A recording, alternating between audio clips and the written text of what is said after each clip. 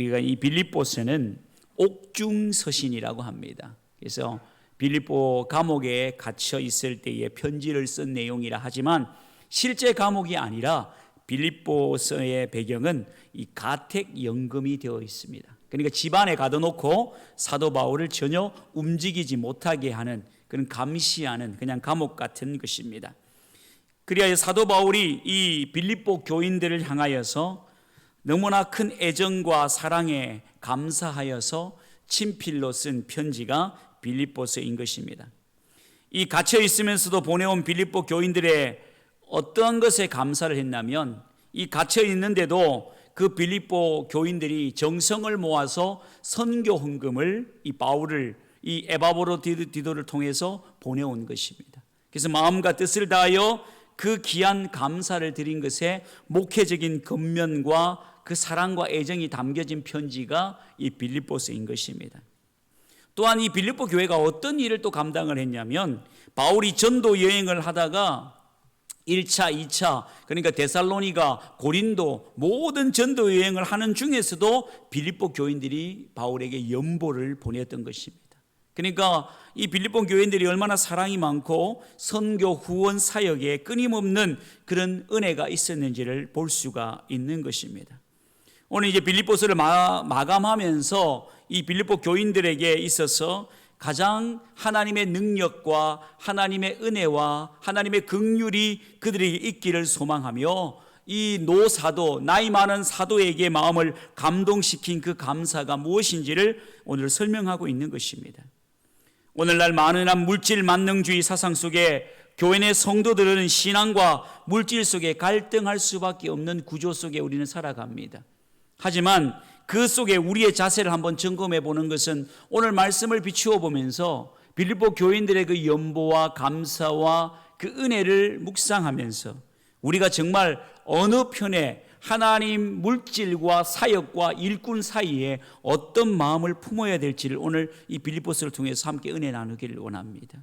그러므로 이 시간 우리 모든 성도들이 올바른 물질관과 또 하나님의 사역을 어떻게 감당해야 될지를 함께 생각하며 도전받는 시간이 되길 바랍니다. 먼저 첫 번째로 성도가 하나님의 일을 할 때에는 물질과 사역의 두 가지가 다 만족함과 충족함이 있어야 된다는 것입니다. 그러니까 물질이 없으라는 것도 아니고 또 사역이란 그 일꾼의 사역에 대한 것도 충족이 되어야 된다는 것입니다. 세상에는 물질이 있고 없고에 따라서 사람들은 행복의 절대 기준을 물질의 중심을 두고 살아갑니다.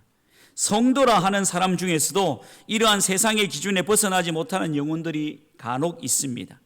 이러한 상황을 지켜본 바울은 이 상황을 벗어날 수 있는 비결을 두 단어로 이야기합니다. 저를 따라 하십시오. 자족. 자족이라는 게 무엇입니까? 스스로 만족한다는 것입니다. 이 자족이라는 건 이 비결, 자족의 비결을 일체의 비결이라고 이야기하면서 사도 바울이 하나님의 은혜에 만족하고 주님의 은혜에 만족하는 그 자족의 비결을 깨달을 때 이 물질과 사역의 충족함을 뛰어넘을 수가 있다는 것입니다.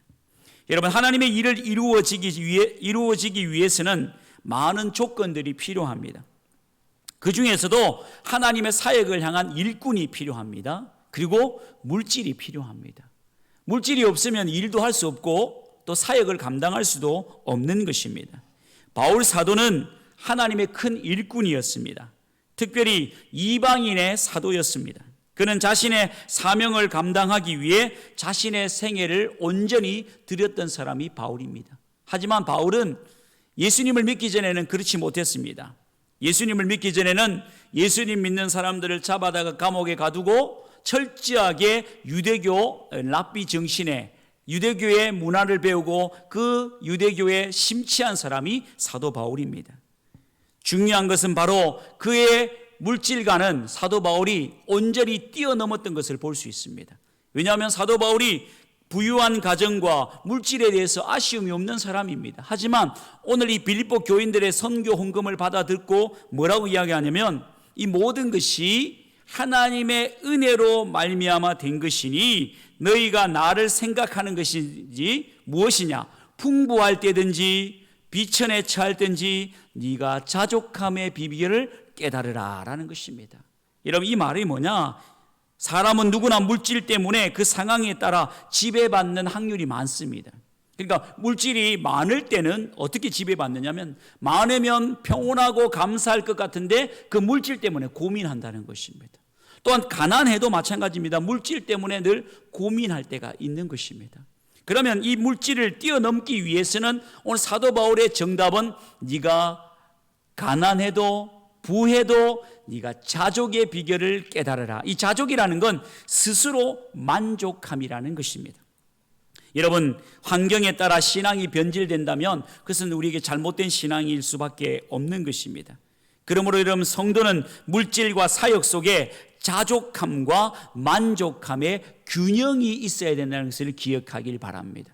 그러니까 뭐든지 신앙은 균형 잡혀 있어야 된다는 겁니다.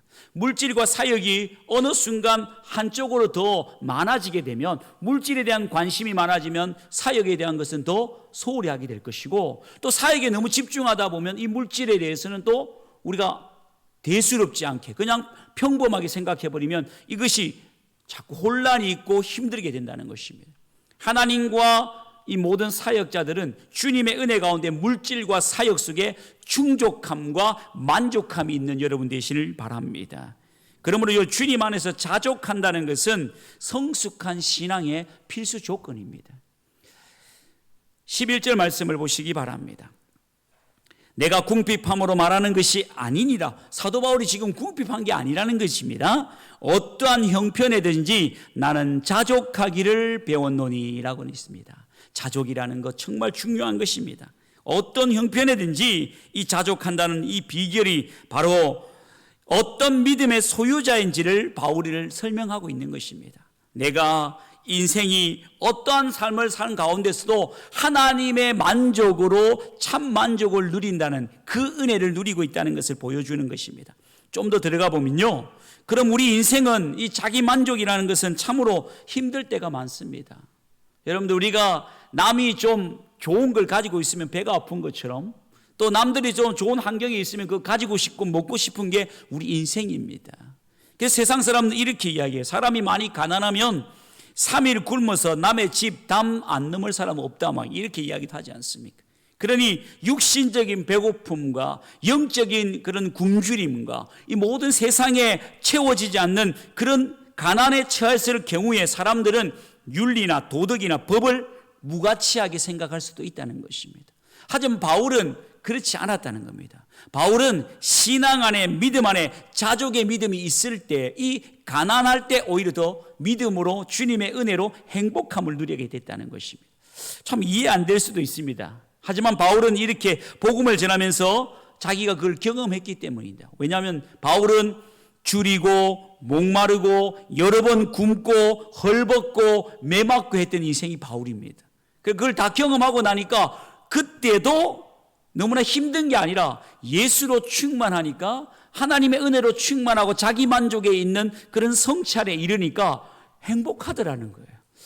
이해 안 될 수 있지만 그것은 바로 하나님의 부와 권세를 누리는 유대교의 핵심 인물이었던 그가 예수를 만난 뒤에 인생의 고난과 가난함 삶 속에서도 신앙의 가치관이 세워지니까 행복하더라는 거예요. 사랑하는 성도 여러분, 물질은 있고 없고가 중요한 게 아니라 그 물질과 사역 가운데 어떠한 만족으로 여러분이 다가오는가에 따라서 큰 행복임을 기억하시길 바랍니다.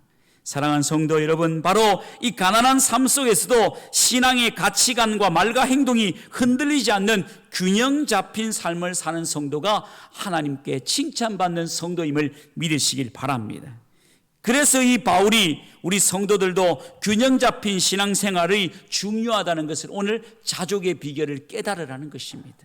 하지만 사람들이 가난한 것은 인생에서 큰 문제가 되지만 부유한 것은 전혀 문제가 아니라고 생각할 수 있는데, 여러분, 부유하면요 더 문제가 많습니다.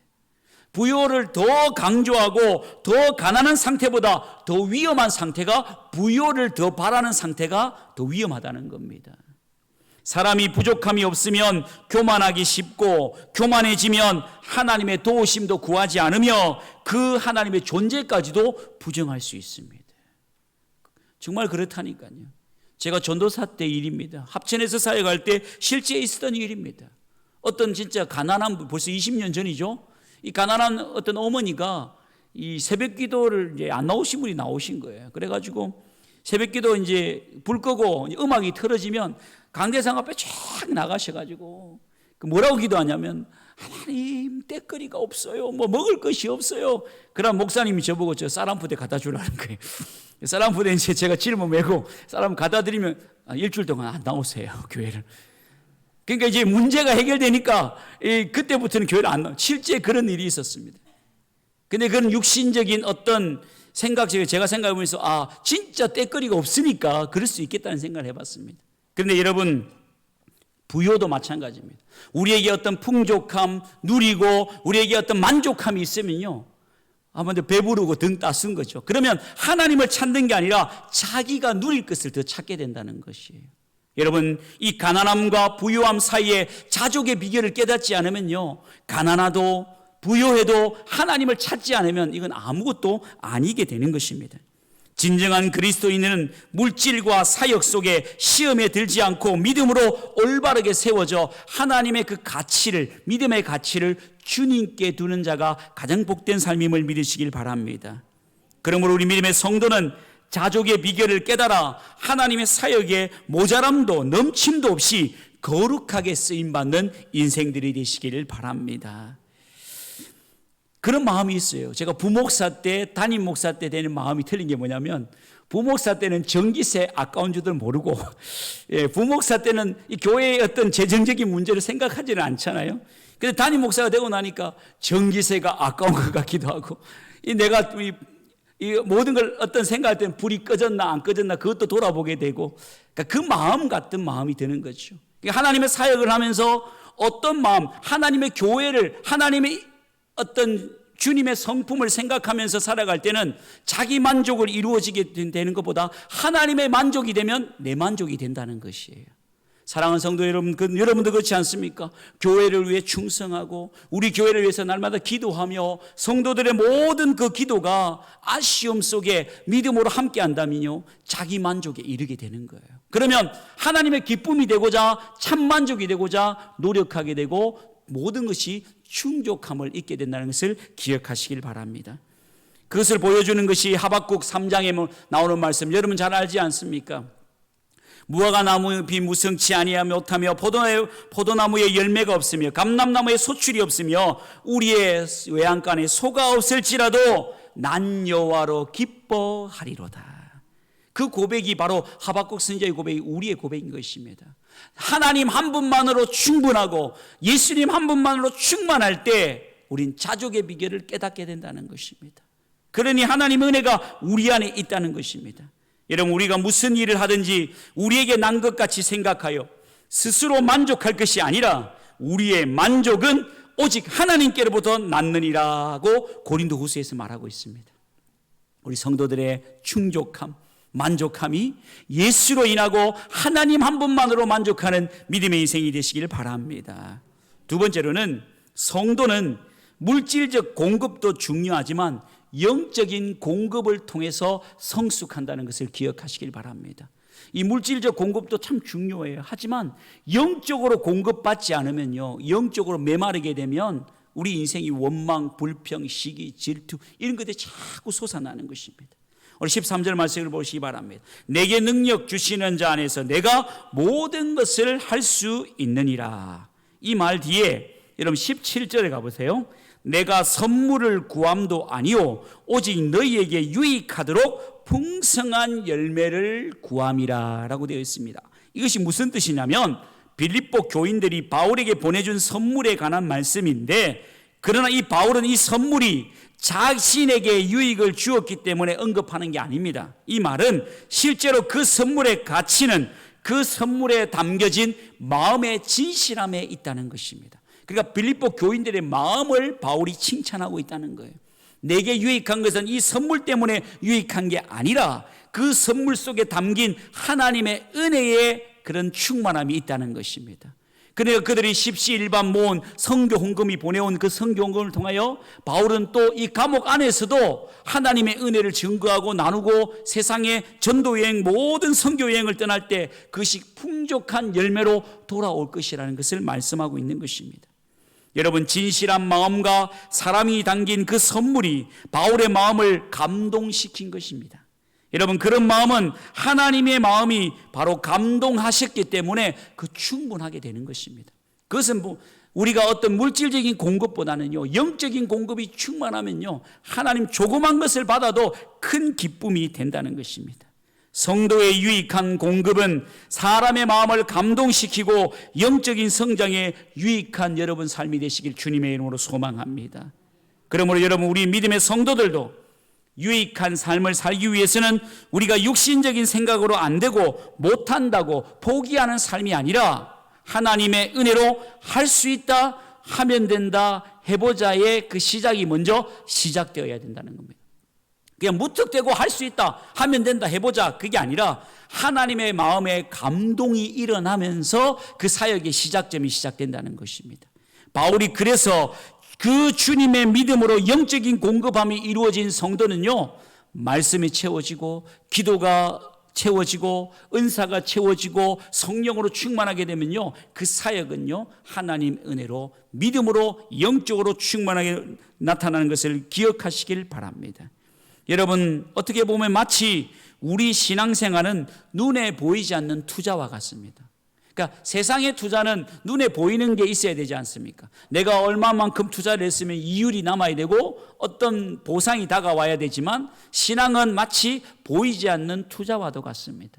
하지만 여러분, 보이지 않지만 영적인 공급을 받은 것은 빗줄기에 바위가 패이듯이 언젠가 그 작은 믿음과 의심 속에 일체의 비결을 깨닫고 자기 만족의 비밀을 깨달을 때 하나님이 큰 산도 무너뜨리시고 모든 호수도 하나님 일으켜 세우신다는 것을 믿으시길 바랍니다.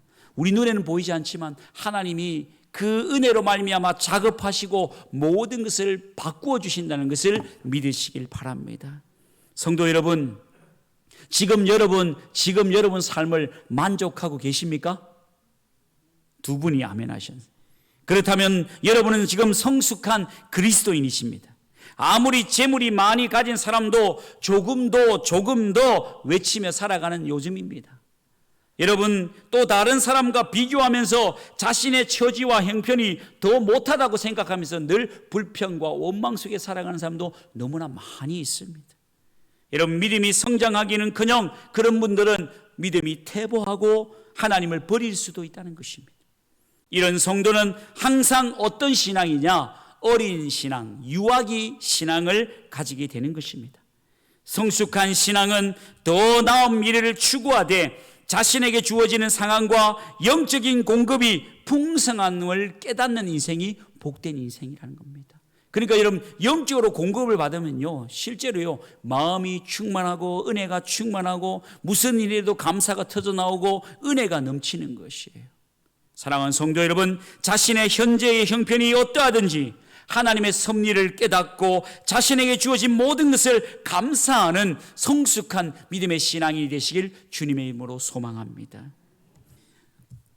잠언 15장 16절에 그 해당되는 말씀이 나타납니다.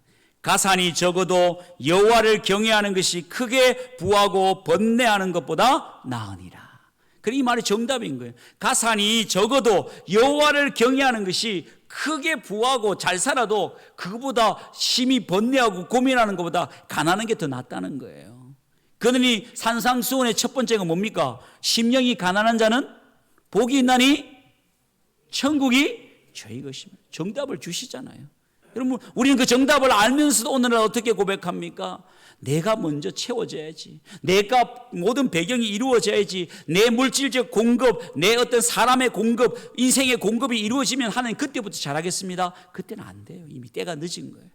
영적인 공급이 먼저 이루어질 때에 영적 성숙이 일어나고 은혜가 충만하여 모든 일에 감사가 터져나오면서 만사 진짜 형통이 된다는 걸 기억하시길 바랍니다. 우리가 앞에 불렀지 않습니까? 찬송 384장. 예수 이름으로 충만할 때, 은혜가 충만할 때 만사 형통이 그때부터 시작이 되는 거예요. 근데 우리가 여러분 물질로 만족하고 세상에 만족하고 어떤 것을 다 채워보십시오. 그때부터는 예수님이 안 보일 수도 있어요. 실제 그렇습니다. 세상이 것 다 만족하고 누리며 세상이 것 다 추구하고 보고 나면 그때부터는 하나님이 그냥 안 보이는 거예요. 눈을 아무리 씻고 봐도 하나님은 안 보이고 세상이 더 잘 보이는 거예요. 사랑하는 성도 여러분, 내게는 모든 것이 있고 내가 풍족하니 이는 받으실 만한 향기로운 제물이요 하나님을 기쁘시게 한 것이라. 18절 다 같이 우리 함께 읽도록 하겠습니다. 시작. 내게는 모든 것이 있고 또 풍부한지라. 에바브로디도 편에 너희가 준 것을 받았으므로 내가 풍족하니 이는 받으실 만한 향기로운 제물이요 하나님을 기쁘시게 한 것이라. 아멘. 하나님이 받으시면 풍족해지면 이 영적 공급을 이루어지면 모든 것이 하나님의 은혜로 주님을 기쁘시게 하는 믿음의 인생이 된다는 것을 깨달으시길 바랍니다.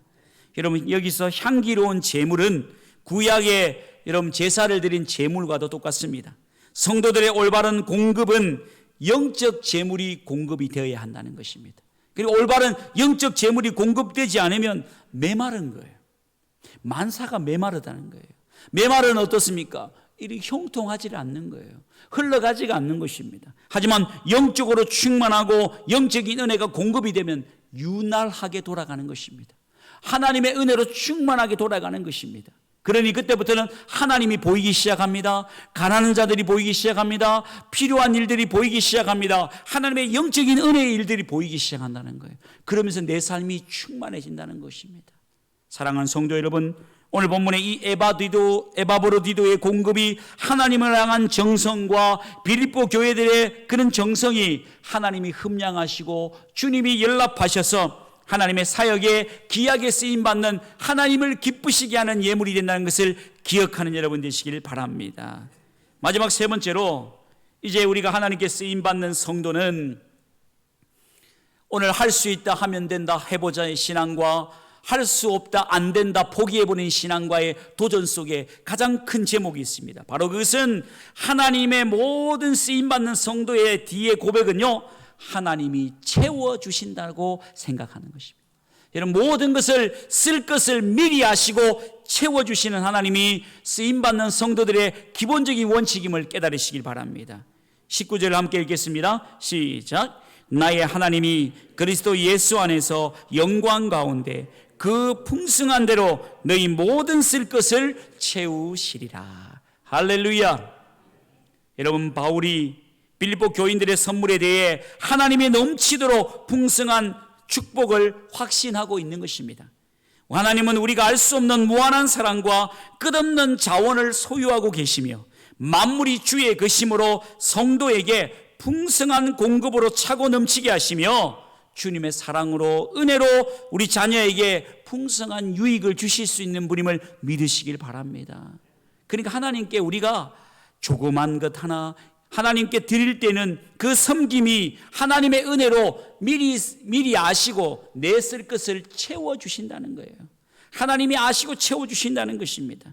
그러므로 우리의 성도의 섬김과 충성으로 인한 그런 빈자리는 하나님의 공급하심이 있다는 사실을 알고 주님 앞에 우리 자신을 드림으로 말미암아 채워주심의 은혜를 함께 누리시길 바랍니다.